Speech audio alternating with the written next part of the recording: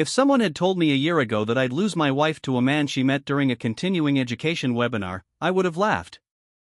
Maybe not laughed exactly, more like shrugged it off in that dismissive, confident way husbands sometimes do when they're too wrapped up in work or life to see the cracks forming at home. But now I know those cracks weren't just forming, they were splintering wide open, and I didn't see it until the whole damn structure came down. Emma and I had been married for 7 years. We were that couple you'd probably roll your eyes at during dinner parties, two professionals who still held hands under the table, who took weekend trips to vineyards, who sent each other memes in the middle of long meetings. Or at least, we were. Until about 9 months ago. It started small, like these things always do. Emma had been trying to get a certification for her marketing role, something about data-driven storytelling.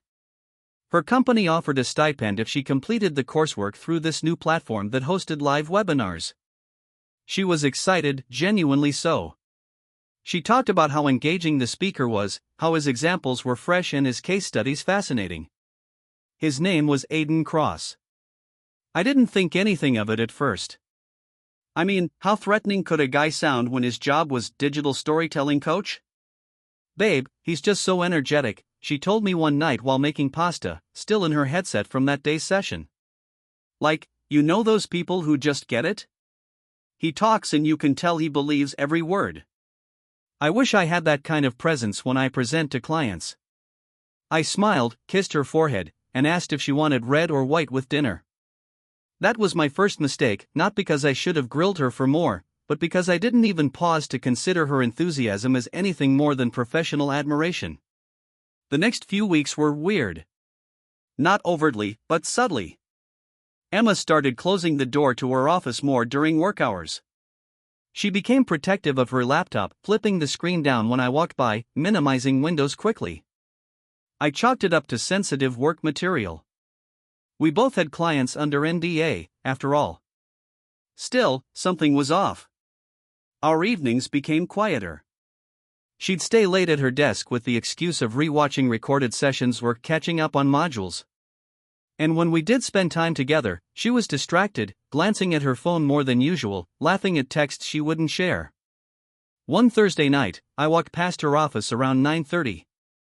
Her door was cracked open, just enough for me to hear her voice. She wasn't on mute, and she definitely wasn't reciting a case study. "You make me feel seen," she said softly. Like, really seen. "It's not just about work with you." I stopped cold. I didn't barge in. I didn't confront her.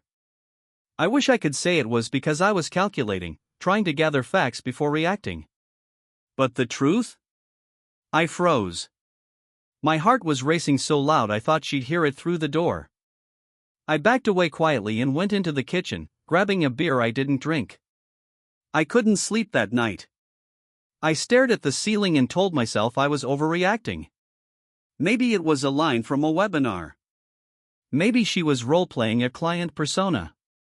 Maybe God, maybe anything but what I feared. The next morning, I watched her brush her teeth like nothing had changed.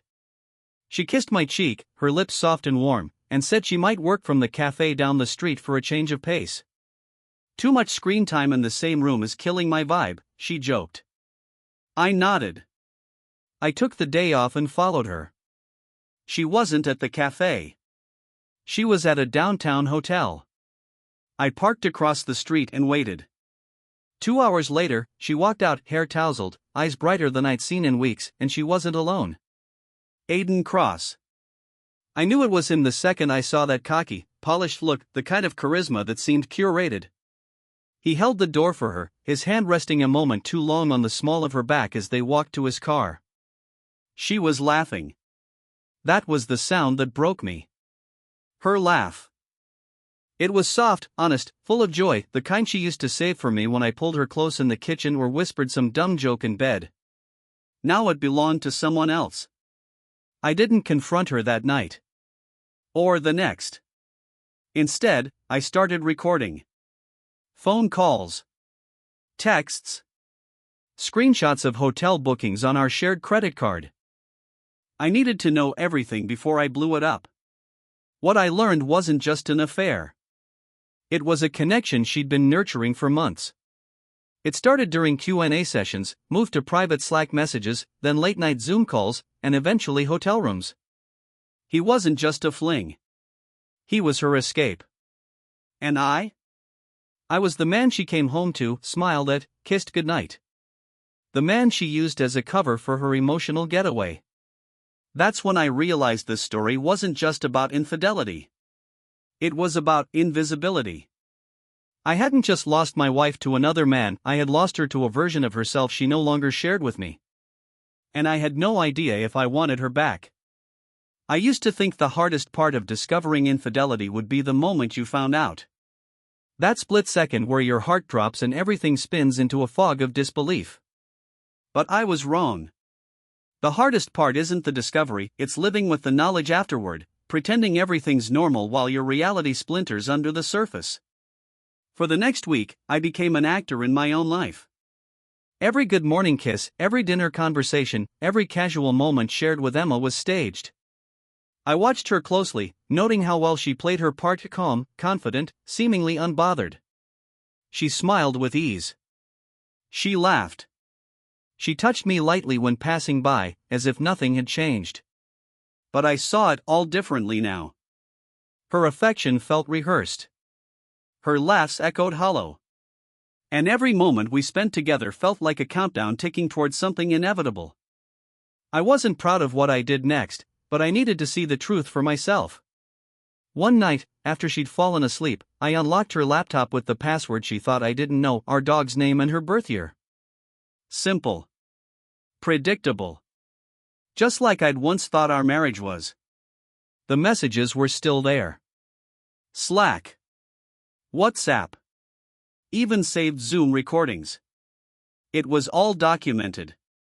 Long threads of flirty banter that gradually morphed into something deeper. They talked about books, their childhoods, their ambitions. Aiden praised her mind, her ideas, her potential. And Emma? She came alive in her replies. There were jokes I'd never heard her tell. Confessions I didn't know she'd ever made.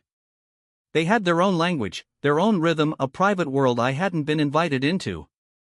One message hit harder than the rest. When I talk to you, I feel like I've finally met someone who sees the best version of me, not the version I've settled into at home.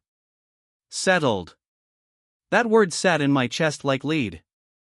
I knew then that I couldn't keep pretending. This wasn't just a mistake or a fling. She had crossed into something more intimate, more dangerous.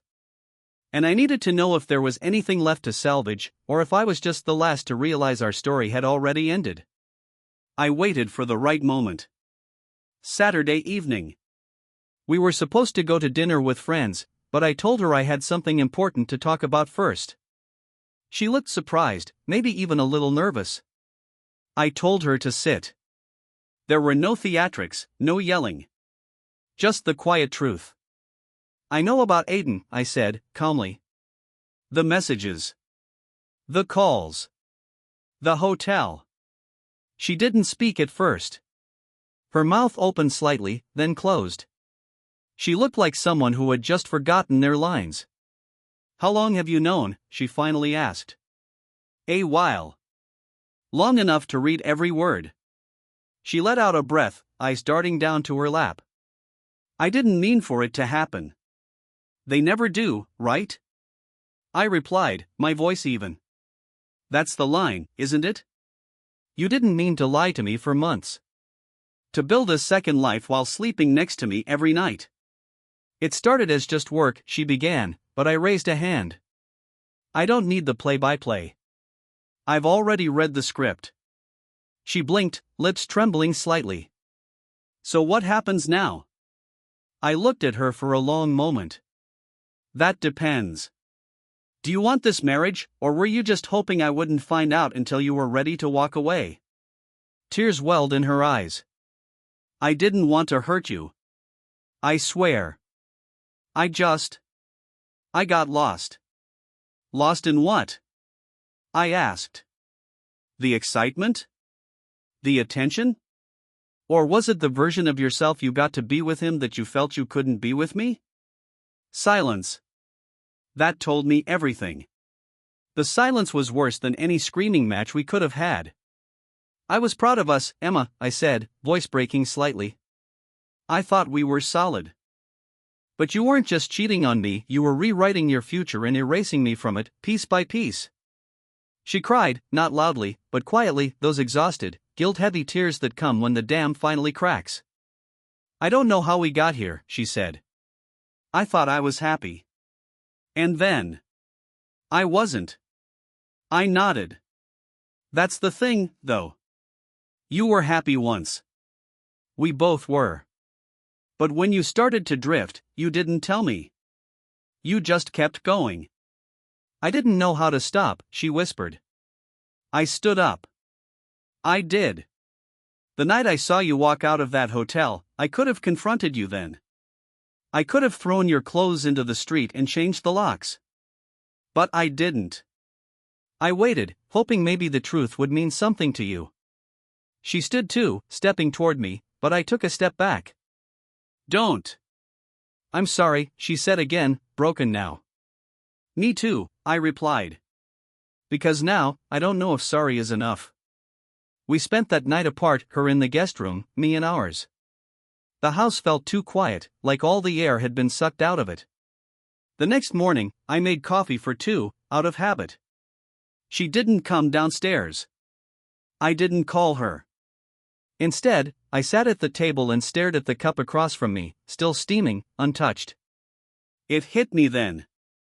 Sometimes, people don't cheat because they stop loving you. Sometimes, they cheat because they've stopped loving themselves and they go searching for a version of them they lost along the way. And if that version happens to be found in the attention of someone new, they'll chase it, no matter the cost. But that didn't make it hurt any less. It's strange how quickly a shared life can unravel. One day you're making dinner plans, and the next you're dividing up furniture, sorting through books like they mean something more than words on pages. The hardest part? It's not the loss of the relationship itself, it's realizing the person you love doesn't exist in the way you thought they did. Or maybe they never did. Maybe you just filled in the gaps with hope. Emma moved out 2 weeks after our talk. We didn't scream or fight. There was no final betrayal, no last straw.